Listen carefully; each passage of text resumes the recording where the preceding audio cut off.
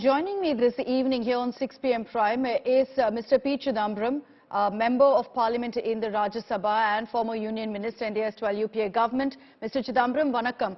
I know that the Congress initially this morning in Parliament did raise questions, objections, asking what does the government have to say about what played out at the Arunachal border. Now that, you've got a statement from Defence Minister Rajnath Singh, what do you make of the statement, sir, that's been put out by the government on the clash? He said nothing except what has already appeared in the newspapers, which I read at 6 o'clock this morning. I thought he will give us more information, but whatever he said is already in the newspapers and in the media. So there was nothing in that statement which added to our information or knowledge, and I was very disappointed. But Mr. Chidambaram, what would you like the government to disclose beyond what they've already mentioned in the floor of the House? What kind of details were you really looking forward to? Of course, they should.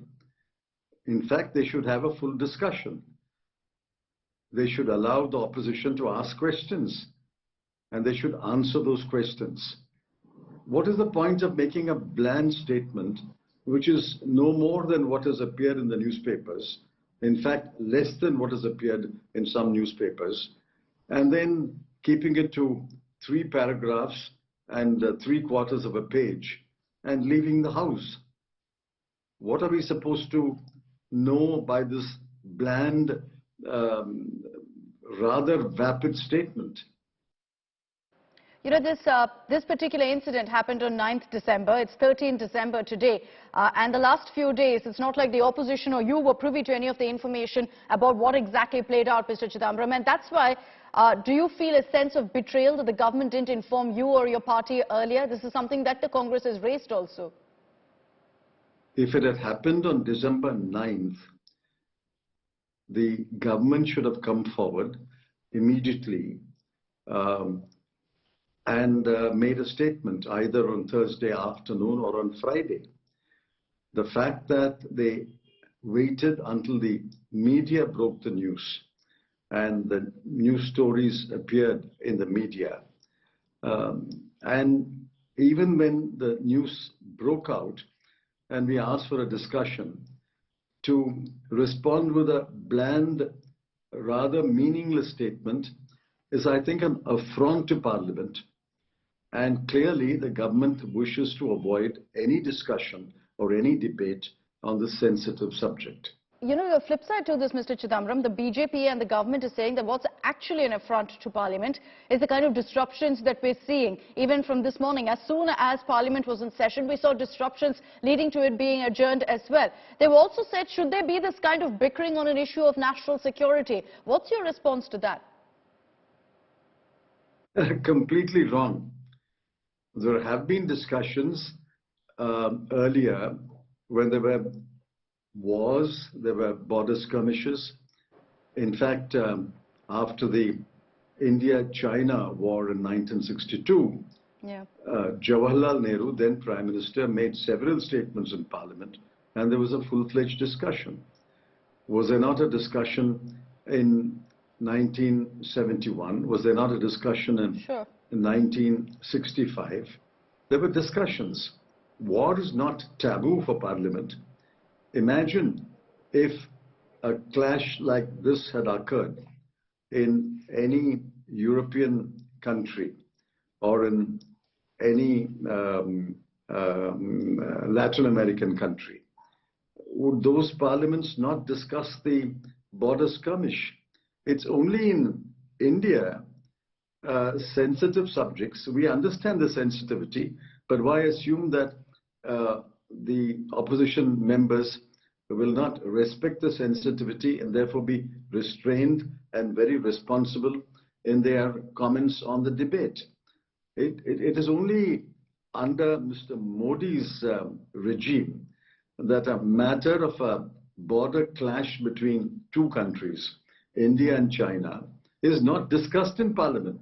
Imagine if this has happened in any European country, would the parliaments of those countries not discuss it? But what we saw, Mr. Chidambaram, we also saw disruptions, of course, beginning in the morning itself. And Mr.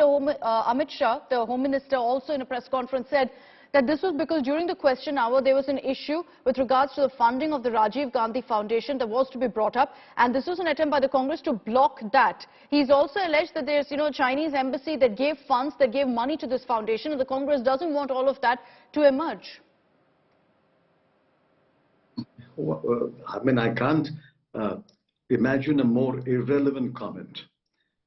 Whatever happened with the Rajiv Gandhi Foundation is a matter of dispute, a matter of legal dispute, and it will be resolved legally.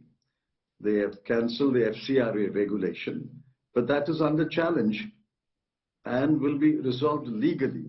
I'm glad they did not say that the Chinese entered our territory on December 9 and clashed with our troops only because the FCRA registration of Rajiv Gandhi Foundation was cancelled. I hope that is not the provocation for the Chinese incursion.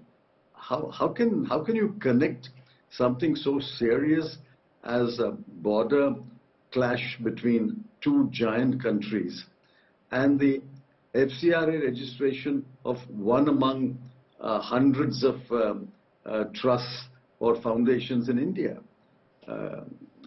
I'm amazed by the sense of proportion and sense of responsibility displayed by the government. Yeah. So I think the connect that the BJP is drawing is not to the incident that's happened itself, but has questioned how the Chinese funding is involved really in the foundation. But let's move aside from all of that politics, Mr. Chidambaram. As someone who's, served several terms as a minister in previous governments, what do you make of what's really happening at the line of actual control? And, how there have been endless provocations from China. Do you think the government is going about it the right way as far as their foreign affairs strategy is concerned? We don't know. We don't know the facts.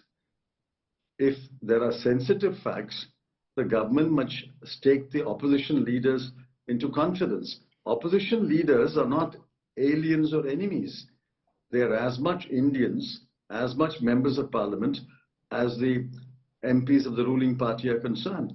In fact, in the opposition ranks, there are people who have held responsible positions and have subscribe to the oath of secrecy. They carry a lot of government secrets with them. And just because they move from the ruling side to the opposition side, they don't cease to be responsible citizens and responsible political leaders. I think there is a lot to be discussed and a lot to be debated. Our information is, and this has been substantiated by several satellite pictures and several commentators, that China has built up its defenses, offenses on the India-China border. They have brought in large number of troops. They have built garrison camps, virtual garrisons. They have laid airfields and helicopter platforms. They have brought in heavy equipment, and they are even settling their citizens or people connected with the military in what are small habitations of 100, 150 houses. So clearly, India is trying to match what the Chinese are doing on their side, but clearly all the evidence points out that we are a little behind. Now, in such a situation, a debate is necessary. A debate is desirable. And if the debate has to be a closed-door debate, let it be so. If the debate has to be confined to a few opposition leaders, then let the Prime Minister call the few opposition leaders and hold a discussion. But how can you shut out a discussion? How can you shut out information? How can you shut out a debate?